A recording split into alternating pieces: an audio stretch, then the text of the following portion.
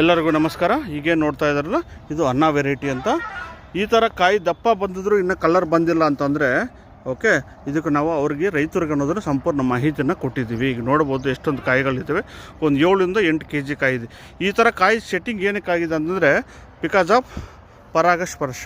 ನೋಡಿ, Dorset golden ಕಾಯಿ ಇದ್ದರೆ ಮಾತ್ರನೇ, ಪರಾಗಸ್ಪರ್ಶ ಇದ್ದರೆ ಮಾತ್ರನೇ ನಿಮಗೆ ಕಾಯಿಗಳ ಸಂಖ್ಯೆ ಜಾಸ್ತಿ ಬರುತ್ತೆ, ಹೂವು ಪಿಂದೆ ಜಾಸ್ತಿ ಬರುತ್ತೆ, ಕಾಯಿ ದಪ್ಪ ಆಗುತ್ತೆ, ಕಾಯಿ ಕಲರು ಬರುತ್ತೆ, ಕಾಯಿ ಶೈನಿಂಗು ಬರುತ್ತೆ. ನಿಮಗೆ ಪರಾಗಸ್ಪರ್ಶ ಇಲ್ಲ ಅಂದರೆ ಆಗಲ್ಲ. ಅದಕ್ಕೋಸ್ಕರ ಪರಾಗಸ್ಪರ್ಶಕ್ಕೆ ನೀವು ಡೋರ್ಸೆಟ್ ಗೋಲ್ಡನ್ ಗಿಡ ಅನ್ನೋದನ್ನು ಹಾಕಲೇಬೇಕಾಗತ್ತೆ.